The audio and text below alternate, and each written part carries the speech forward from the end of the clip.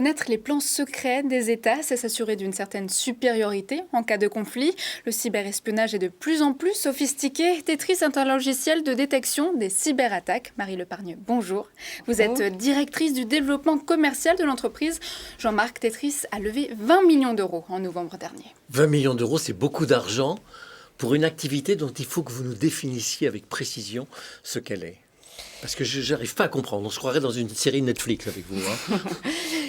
Tetris est éditeur de logiciels en cybersécurité.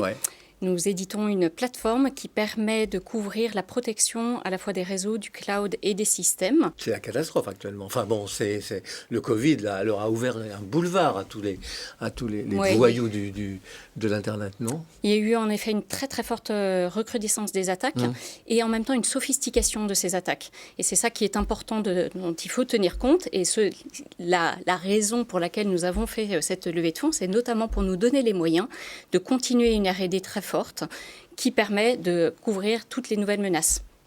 Alors, c'est quoi les menaces? Si on fait le tiercé des menaces, dans l'ordre, c'est les demandes de rançon. Oui, les demandes de rançon, tout ce qui va être du cyberespionnage et du cybersabotage. Arrêter des systèmes industriels, arrêter des serveurs dans un hôpital, faire tomber un système d'information. Il y a des finalités politiques aussi, quelquefois. Il peut y avoir bien sûr des finalités politiques, des recherches étatiques. Il y a bien sûr toutes les collectivités territoriales qui ont été très touchées depuis le début de la crise sanitaire. C'est le problème un peu de la défense nationale que de nous protéger de ça, non ? Nous sommes dans un système où la coopération entre le monde civil, le monde militaire et le monde universitaire, la coopération au niveau régional, au niveau national et au niveau international est indispensable pour faire face aux menaces. Alors, vous vous contentez de poser des capteurs, des antivirus, si j'ose dire, ou alors vous intervenez sur l'organisation même d'un système informatique qu'on utilise ?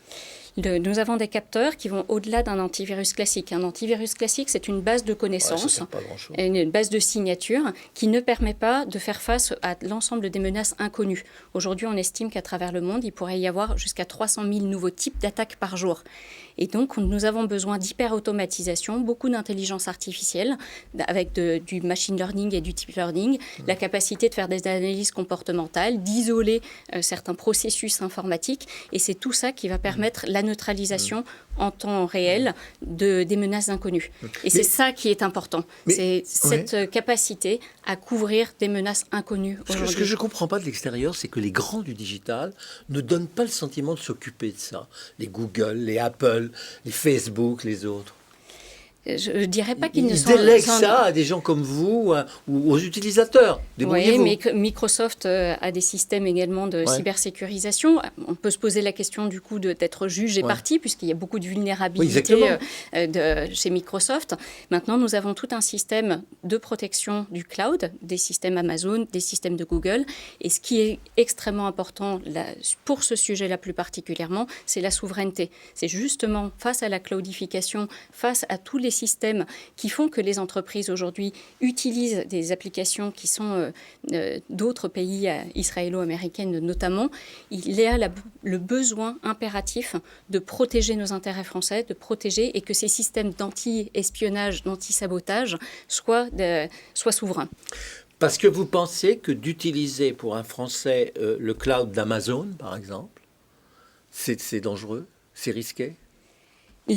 Ça nous rend vulnérables. En tout cas, ça nous rend vulnérables puisque l'ensemble des données vont être partagées au plus haut niveau. Et donc, tout ce qui va être partagé en termes de secrets industriels, de stratégie, d'un point de vue étatique, tout ça, ce sont des vulnérabilités qui pourraient demain exploser de manière plus importante. Donc il est très important d'avoir des systèmes de cybersécurisation.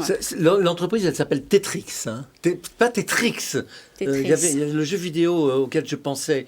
C'était Tetris, mais sans le H. Voilà. Vous, c'est T-E-H-T-R-I-C. T-R-I-S. C'est d'information à la fin. .com.